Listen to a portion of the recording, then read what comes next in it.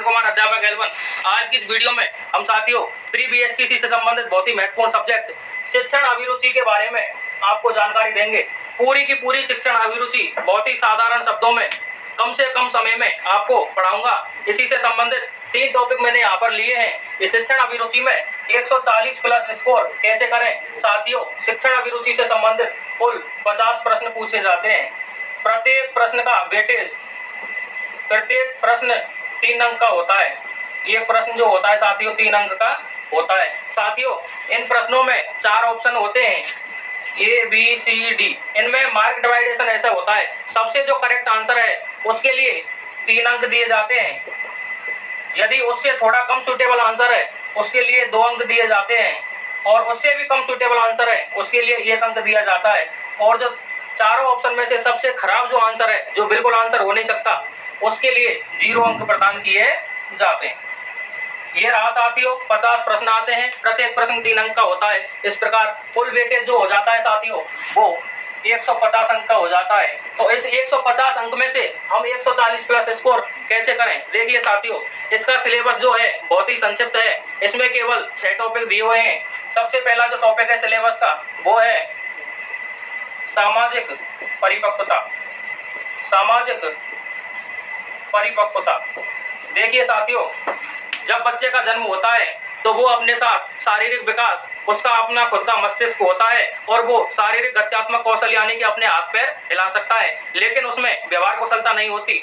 समाज के साथ उसके संबंध नहीं बने होते। जैसे जैसे बच्चा बड़ा होता है तो उसमें सामाजिक परिपक्वता आती है। सामाजिक जितनी भी गतिविधियां हैं, जितनी भी रीति रिवाज हैं, उनको समझता है, समाज के साथ रहता है और अपना सामाजिक विकास करता है और समाज में जीवन यापन करने लायक बनता है। इसका अध्ययन हम सामाजिक परिपक्वता टॉपिक के अंदर करेंगे। दूसरा जो सिलेबस में टॉपिक दे रखा है साथियों वो है अपना संप्रेषण। क्या है साथियों? संप्रेषण। संप्रेषण का अर्थ है साथियों, मैं कोई आपसे बात कहना चाह रहा हूं और आप उस बात को समझ पा रहे हैं, उसका अर्थ ग्रहण कर पा रहे हैं, उसकी व्याख्या कर पा रहे हैं, तो उसका नाम हो गया संप्रेषण। अपने विचारों को दूसरे व्यक्ति तक पहुंचाना। संप्रेषण साथियों, जैसे मैं हिंदी बोल रहा हूँ, हिंदी भाषा के माध्यम से भी हो सकता है। कोई इंग्लिश बोलता है तो अंग्रेजी भाषा के माध्यम से भी संप्रेषण किया जा सकता है।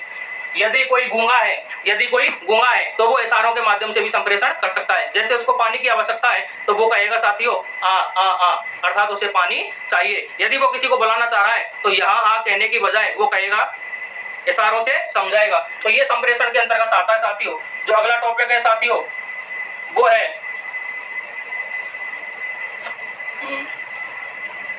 अंतःवैयक्तिकता।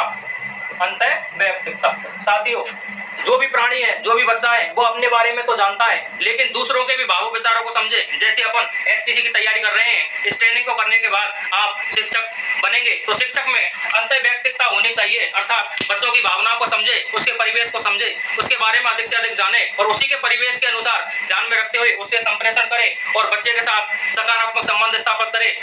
इसी का अध्ययन अंतःवैयक्तिक संबंध के अंतर्गत साथियों किया जाएगा। जो अगला जो टॉपिक है साथियों इसमें दे रखा है वो है साथियों सजगता। क्या है साथियों? सजगता। सजगता का अर्थ है साथियों जो अपना प्रोफेशन है। जैसे हम शिक्षण अभिरुचि पढ़ रहे हैं, शिक्षक की ट्रेनिंग के लिए अपन प्री टेस्ट दे रहे हैं, तो शिक्षक को सजग होना चाहिए। प्राचीन काल में जो शिक्षण पद्धति होनी थी उनकी भी जानकारी होनी चाहिए। अब टेक्नोलॉजी बदल रही है, डिजिटल बोर्डों का उपयोग किया जा रहा है, नए नए उपकरणों का उपयोग किया जा रहा है, PPT जो बनती है, प्रोजेक्टर से पढ़ाई हो रही है और शिक्षण में जो नए नए आयाम है उसकी जानकारी शिक्षक को होनी चाहिए। अपने समाज, जैसे समाज में विद्यालय है, जैसे परिवेश में है, शिक्षक को उस समाज के बारे में भी जानकारी होनी चाहिए, अर्थात पूर्ण रूप से शिक्षक को सजग होना चाहिए। अगला जो है साथियों टॉपिक इसमें वो है नेतृत्व। क्या है साथियों? नेतृत्व। एक तो गर्मी बहुत है।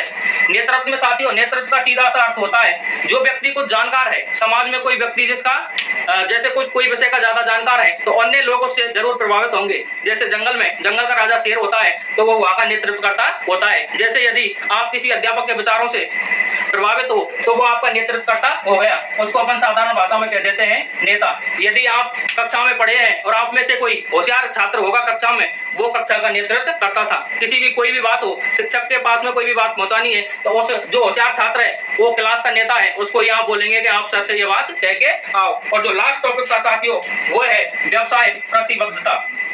व्यावसायिक प्रतिबद्धता। व्यावसायिक प्रतिबद्धता। व्यवसाय साथियों, जो अपना टीचिंग प्रोफेशन है, हम प्री बीएसटीसी की तैयारी कर रहे हैं, इसको ट्रेनिंग करने के बाद में मेन एग्जाम पास करके हम शिक्षक के रूप में तैनात होंगे, तो जो शिक्षण व्यवसाय है इसके प्रति प्रतिबद्धता यानी कि अपना जो भी प्रोफेशन है उसके प्रति पूर्ण सजगता और अपना कार्य ईमानदारी निष्ठा के साथ करें, वो आ जाता है व्यवसायिक प्रतिबद्धता में। साथियों, ये छोटे छोटे से 6 टॉपिक हैं, इनको हम विस्तृत रूप से आपको पढ़ाएंगे। तो साथियों, अगला जो प्रश्न है इसमें वो है रोजाना कितने घंटे पढ़ें। साथियों, लगभग 1 महीने तक आप 20 से 30 मिनट रोजाना भी इस सब्जेक्ट को दे देंगे तो मोर देन इनफ है, आप आसानी से 140 प्लस स्कोर कर पाओगे। पढ़ने का मैं सही तरीका बता देता हूँ। देखिए साथियों, जैसे कोई मरीज है वो डॉक्टर के पास जाता है, क्या डॉक्टर सबको पैरासीटामोल टैबलेट देता है? नहीं, सभी मरीजों की परेशानियां अलग अलग होती हैं। डॉक्टर उसका निदान करके अलग अलग उपचार करता है, अलग अलग दवाई देता है। आप जैसे पढ़ते आ रहे हो अब तक वैसे ही पढ़ते रहो, इसमें कोई चेंज मत करो। यदि आप रात में पढ़ना सुटेबल समझते हो तो रात में पढ़ते रहो, दिन में पढ़ते हो तो दिन में पढ़ो, इसमें आपको कोई भी बदलाव नहीं करना है। कितने घंटा पढ़ना ये मैटर नहीं करता, आपका उस पॉइंट ऑफ व्यू पर, उस समय पर कितना ध्यान केंद्रित है। यदि कोई व्यक्ति 1 घंटे पढ़ के 1 घंटे में 10 पेज पढ़ रहा है और उस 10 के 10 पेज उसके माइंड में आ रहे हैं, तो साथियों वो शिक्षण कैसा है? सफल है। यदि कोई व्यक्ति दिन भर बुक लेके बैठा है और उसने 100 पेज पढ़ डाले लेकिन 100 पेजों में से उसके पास लेना देना कुछ नहीं है, तो ऐसे शिक्षण अपन को नहीं करना है। अब तक जैसे आप पढ़ते आ रहे हो वैसे ही पढ़ो। नेक्स्ट वीडियो में मिलेंगे साथियों सामाजिक परिपक्वता के साथ। Thank you. साथियों, मैं अपनी जानकारी में कुछ करेक्शन करना चाहता हूं। जैसे कि मैंने आपको बताया था कि प्रत्येक प्रश्न 3 अंक का होता है, प्रत्येक प्रश्न 3 अंक का होता है। और आगे मैंने बताया था कि 4 ऑप्शन होते हैं, A B C D. Correct answer के लिए 3 और उससे कम के लिए 2, उससे कम के लिए 1 और बिल्कुल गलत है उसके लिए 0।